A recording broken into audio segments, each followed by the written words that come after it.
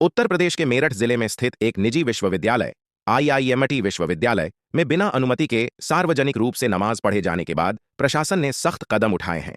यह घटना तब प्रकाश में आई जब छात्र खालिद प्रधान उर्फ खालिद मेवाती ने सोशल मीडिया पर एक वीडियो साझा किया, जिसमें कुछ छात्र विश्वविद्यालय परिसर में नमाज अदा करते दिखाई दे रहे थे। इस वीडियो के वायरल होने के बाद स्थानीय हिंदू संगठनों ने विरोध प्रदर्शन किया। प्रशासन ने मामले की गंभीरता को देखते हुए खालिद प्रधान और 3 सुरक्षाकर्मियों को निलंबित कर दिया है।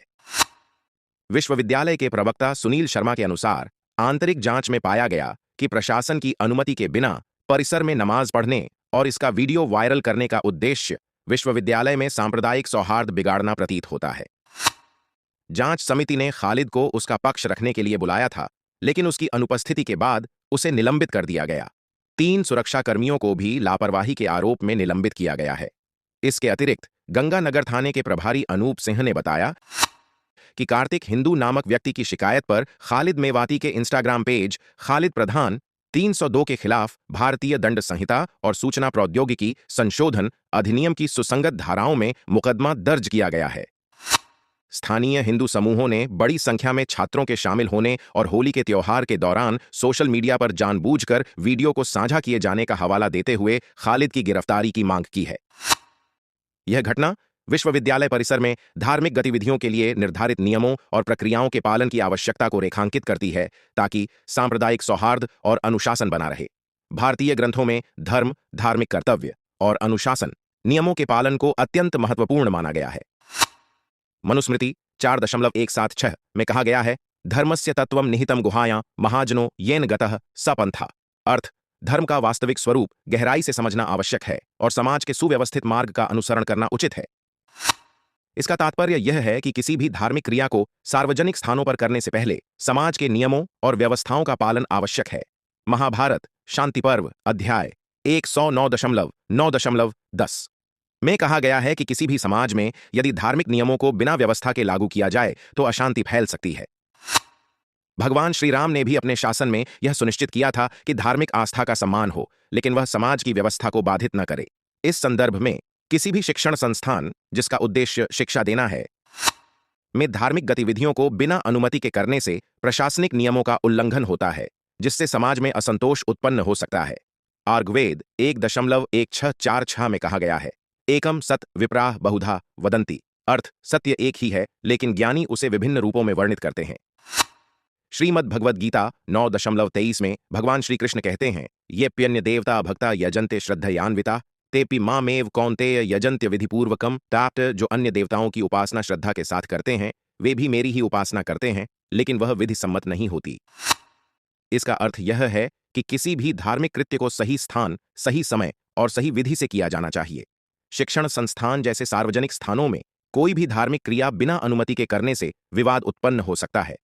कौटिल्य अर्थशास्त्र में राज्य और संस्थानों के नियमों का कड़ाई से पालन करने की बात कही गई है। यदि कोई व्यक्ति सार्वजनिक स्थानों पर कोई भी कार्य करता है जो वहां के नियमों के विरुद्ध है, तो प्रशासन को उचित कार्यवाही करनी चाहिए ताकि अनुशासन बना रहे। यदि किसी कार्य से समाज में असंतोष या विवाद उत्पन्न होने की संभावना हो तो उसे नियंत्रित करना प्रशासन का कर्तव्य होता है। यह घटना इस बात का प्रतीक है कि धर्म व्यक्तिगत आस्था का विषय होते हुए भी सामाजिक व्यवस्था से अछूता नहीं रह सकता। भगवद गीता 3.35 में कहा गया है, श्रेयान् स्वधर्मो विगुणः परधर्मात् स्वनुष्ठितात्। अर्थ, अपने धर्म का पालन करना, भले ही वह अपूर्ण हो, दूसरों के धर्म का पालन करने से श्रेष्ठ है। यह दर्शाता है कि किसी भी व्यक्ति को अपने धर्म का पालन करना चाहिए, लेकिन वह नियमों और संस्थागत व्यवस्थाओं के भीतर होना चाहिए। अगर हर व्यक्ति सार्वजनिक स्थानों पर अपनी इच्छानुसार धार्मिक गतिविधियां करने लगे तो सामाजिक व्यवस्था अस्थिर हो सकती है। यह अनुशासन बनाम धार्मिक स्वतंत्रता की परीक्षा को दर्शाता है। शिक्षण संस्थान का उद्देश्य ज्ञान और विचारों का आदान प्रदान करना होता है, न कि किसी एक धर्म या परंपरा का प्रचार। तैत्तिरीयोपनिषद में कहा गया है, विद्या या अमृतमश्नुते। अर्थ, केवल सच्चे ज्ञान से अमृता प्राप्त होती है। किसी भी शिक्षण संस्थान में यदि धर्म को प्रधानता दी जाए तो वह शिक्षा की स्वतंत्रता और संस्थान के उद्देश्य से विचलन को दर्शाता है। यह घटना इस द्वंद्व को दर्शाती है कि क्या शिक्षण संस्थानों को धार्मिक गतिविधियों के लिए एक मंच बनाना चाहिए या फिर उन्हें केवल ज्ञान और अनुसंधान का केंद्र ही रहना चाहिए। वेदों और उपनिषदों में धर्म को एक आंतरिक अनुभव के रूप में देखा गया है, न कि बाहरी प्रदर्शन के रूप में। छांदोग्य उपनिषद 3.141 कहता है, सर्वम खल्विदम ब्रह्म, अर्थ समस्त ब्रह्मांड ब्रह्म स्वरूप है और हर व्यक्ति को इसे अपने भीतर खोजना चाहिए। इससे यह प्रतीत होता है कि पूजा और प्रार्थना बाहरी दिखावे से अधिक आत्मिक अनुभव पर केंद्रित होनी चाहिए। जब धर्म का सार्वजनिक प्रदर्शन होता है, विशेष रूप से ऐसे स्थानों पर जहां इसकी अनुमति नहीं है, तो यह प्रश्न उठता है कि आस्था को सार्वजनिक रूप से प्रदर्शित करना आवश्यक है या नहीं। धर्म को विभाजन का नहीं, बल्कि एकता का माध्यम बनना चाहिए। अथर्ववेद 3.303 में कहा गया है, संगच्छध्वम संवदध्वम सम वो मनांसी जानताम, अर्थ साथ चलो, साथ बोलो और एक दूसरे के विचारों को समझो। यदि धार्मिक क्रियाएं बिना नियमों के सार्वजनिक रूप से की जाए और इससे किसी अन्य समूह को असहजता महसूस हो, तो यह सामाजिक समरसता को प्रभावित कर सकता है। यह घटना इस तथ्य को भी प्रतीकात्मक रूप से दर्शाती है कि किसी भी धार्मिक क्रिया को यदि अन्य समुदायों से बिना संवाद किए किया जाए, तो यह विवाद का कारण बन सकता है। प्रशासन का कार्य केवल नियमों को लागू करना ही नहीं, बल्कि समाज में संतुलन बनाए रखना भी होता है। महाभारत शांति पर्व 56.3 कहता है, धर्म एव हतो हंति धर्मो रक्षति रक्षितः, अर्थ यदि धर्म की रक्षा नहीं की जाती तो वह विनाशकारी हो जाता है, लेकिन यदि उसकी सही तरीके से रक्षा की जाए तो वह स्वयं रक्षा करता है। प्रशासन द्वारा की गई कार्रवाई इस बात का प्रतीक है कि किसी भी संस्था में अनुशासन को बनाए रखना महत्वपूर्ण है। यदि कोई भी समूह नियमों का उल्लंघन करने लगे, तो यह शक्ति और दायित्व के बीच संतुलन को तोड़ सकता है। भारत का संविधान धार्मिक स्वतंत्रता देता है, लेकिन यह भी सुनिश्चित करता है कि यह स्वतंत्रता सार्वजनिक व्यवस्था, नैतिकता और स्वास्थ्य के दायरे में हो। संविधान का अनुच्छेद 25 यह हर नागरिक को अपने धर्म का पालन, आचरण और प्रचार करने की स्वतंत्रता देता है, लेकिन यह स्वतंत्रता सार्वजनिक व्यवस्था, नैतिकता और स्वास्थ्य के अधीन होती है।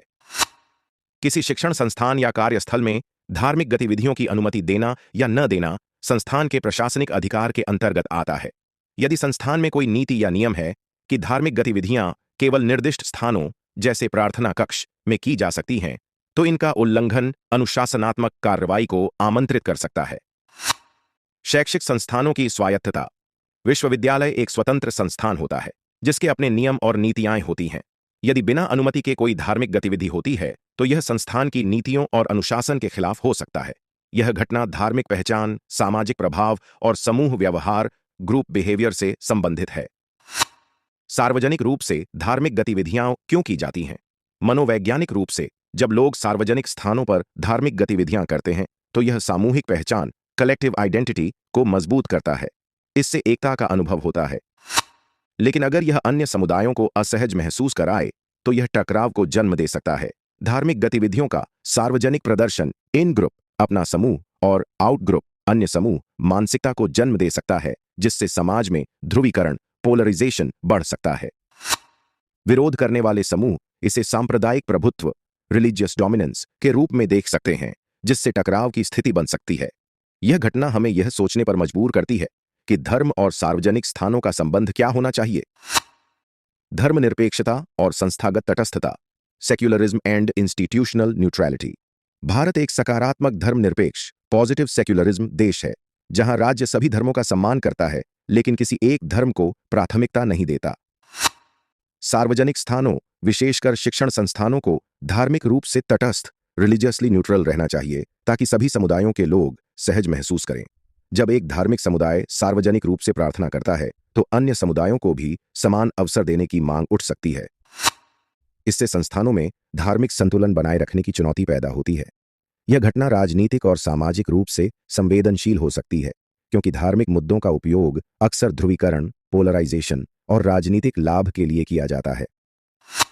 जब कोई धार्मिक गतिविधि विवाद का कारण बनती है, तो विभिन्न राजनीतिक और सामाजिक संगठन इसे अपने एजेंडे के लिए इस्तेमाल कर सकते हैं। विरोध करने वाले संगठनों के लिए यह एक धर्म और पहचान की बहस को बढ़ावा देने का अवसर बन सकता है। प्रशासन को यह देखना होता है कि उसके निर्णय कानून और निष्पक्षता पर आधारित हों, न कि किसी विशेष समुदाय या समूह के दबाव में।